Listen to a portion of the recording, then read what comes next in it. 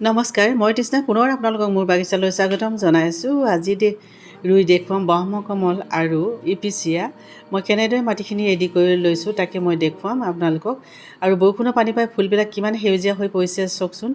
কাৰণ বৰষুণৰ পানীত আছে নিউট্ৰিশ্যন, আৰু সেই নিউট্ৰিশ্যন আমাক ফুলৰ কাৰণে অতি প্ৰয়োজনীয়। আৰু এয়া যিমানে টেপৰ পানী দিয়ক, টিউবৱেলৰ পানী দিয়ক, এইটো সেউজীয়া কেতিয়াও হ'ব নোৱাৰে।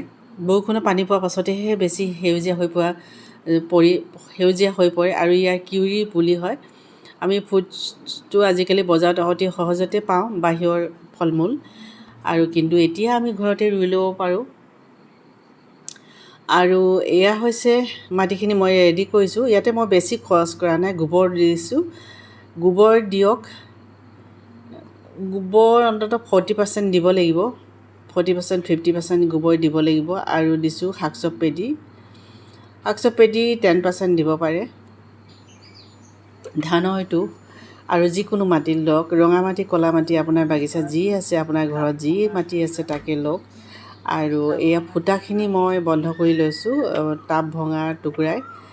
আৰু বিন্ধাখিনি বন্ধ কৰিবই লাগিব। বিন্ধা নকৰাকৈ পটত কেতিয়াও ফুল ৰুব নালাগে। মোৰ এতিয়াও মনত আছে, যেতিয়া প্ৰাথমিক বিদ্যালয়ত পঢ়ি আছিলোঁ, তেতিয়া ফুল ৰোৱা যেতিয়া শিকিছিলোঁ, আমি নাজানিছিলোঁ যে পটৰ তলিটো যে ফুটা ক'ত থাকিব লাগে আৰু কৰি ল'ব লাগে, সেয়া একেবাৰে নাজানিছিলোঁ, কাৰণ নতুনকৈ শিকিছিলোঁ।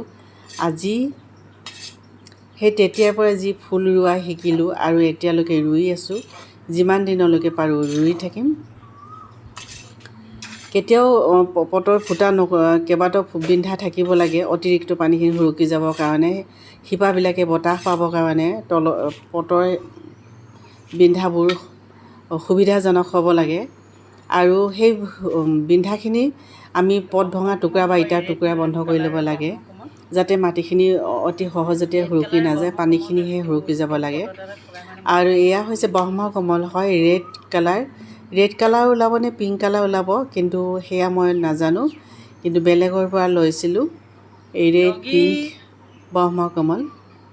আৰু এইটো এটা পাত মই পচাই ৰাখিছিলোঁ, আৰু এটা পাতৰ পৰা ইমানকৈ বৃদ্ধি পালে। সকলোৱে জানে যে ব্ৰহ্মকমল আমি পাতৰ পৰাই ৰোপণ কৰিব পাৰোঁ। আৰু পাতৰ পৰা পাত ওলোৱা দেখা যায়।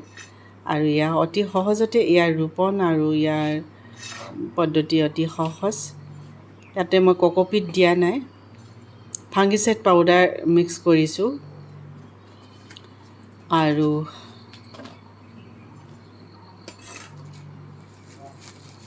বালি মিক্স কৰিব পাৰে, বালি দিব পাৰে, কক'পিটো দিব পাৰে আপোনাৰ ওচৰত যদি আছে। কিন্তু মই ইমান বেছি ফুল ৰুওঁ, আপোনালোকে সকলোৱে জানে, সকলো ফুলতে খৰচ কৰাটো সম্ভৱ নহয়। এইটো এটা মই episcia ৰুবলৈ লৈছোঁ, হেং কৰা পট হয়, episciaবিলাক হেং কৰা পটতে ৰুব লাগে। এতিয়া বাৰিষা ছিজনত ফুলা অতি ধুনীয়া হয়, এটা মৰম লগা ফুল হয়। কেতিয়াও অতি সহজ, এবাৰেই কিনিব লাগে, তাৰ পৰা আপুনি বহুত পৰিমাণৰ episcia পুলি উলিয়াব পাৰে। তাৰ গাঁঠিতেই শিপা ওলোৱা দেখা যায়। আৰু এটা মই ফুক পটত ৰুই ৰাখিম। ইয়াক পচাই ৰাখিছিলোঁ, এটা সৰু ডাল গাঁঠি এটা পুতি দিলে তাৰ পৰা নতুন নতুন পাত ওলোৱা দেখা যায়। এয়া ফুলা আৰম্ভ কৰিছে, ৰঙা ফুলে, ৰঙা আৰু পিংক দুইটা ভেৰাইটি মই ৰুইছোঁ।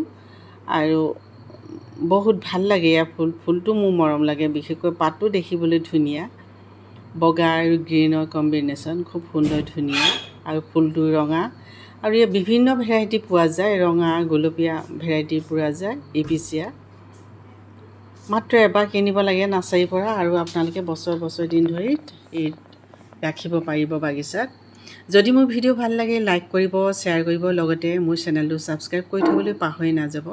সদায় ন ফুল মই আনি থাকিম আৰু আপোনালোকৰ মাজলৈ। যদি ফুল ল'ব বিচাৰে তেতিয়াহ'লে আমাৰ ঘৰলৈ আহিব। কণ্টেক্ট নাম্বাৰ আপোনালোকক স্ক্ৰীণত দিয়া হ'ব, আপোনালোকে টুকি ল'ব নম্বৰটো। আৰু নম্বৰটো মই এবাৰ কৈ দিওঁ, 8876792319 হোৱাটছআপ নাম্বাৰ। যদি ফুল লাগে তেতিয়াহ'লে আপোনালোকে হোৱাটছআপত মেছেজ কৰিব। কেতিয়াবা মই ফোন ৰিচিভ কৰিবলৈ নোৱাৰোঁ, যদিহে ব্যস্ততাৰ মাজত থাকোঁ। আৰু নিশ্চয় আপোনাৰ মন পচন্দৰ ফুলটো পাব বুলি মই আশা কৰিছোঁ। আৰু এনেদৰে হেংগিং পটত episcia ৰুব লাগে আৰু খুব সুন্দৰ ধুনীয়া, মাত্ৰ এবাৰ কিনিব লাগে, নতুন নতুন ইয়াৰ পৰা ডাল ব্ৰাঞ্চ মাৰিব আৰু তললৈ ওলমি ফুলিব। আৰু তললৈ ওলমি যেতিয়া ফুলিব তেতিয়াই ৰঙাকৈ যেতিয়া ফুলখিনি ফুলিব তেতিয়া কিমান ভাল লাগে আপুনি চাবচোন। এনেদৰে মই হেংগিং পটত episcia সদায় ৰুই ৰাখোঁ আৰু খুব সুন্দৰ, বেছি ছানলাইট নালাগে, বেছি ৰ'দৰ পোহৰ নালাগে আৰু ধূপ ছায়া প্লেচত ৰাখিলেও হৈ যায়। অলপ ৰ'দ অলপ ছাঁ তেনেকুৱা স্থানত মানে আপুনি হেং কৰি ৰাখিব। শুক পটতো দিব পাৰিব, কিন্তু যদি একেৰাহে গোটেই দিনটো ৰ'দ পৰে তেতিয়াহ'লে episcia পাতৰ সৌন্দৰ্য নাথাকে, পাতবোৰ খুব ৰঙা ৰঙা পৰা দেখা যায়। সেইটো কাৰণে মাত্ৰ 1 ঘণ্টা 2 ঘণ্টা ৰ'দ পৰা স্থানত থাকিলে মানে বেছি ধুনীয়া হয়। গোটেই দিনভৰ ৰ'দত কেতিয়াও নাৰাখিব। আজিলৈ আহোঁ, পুনৰ লগ পোৱাৰ আশাৰে, ধন্যবাদ।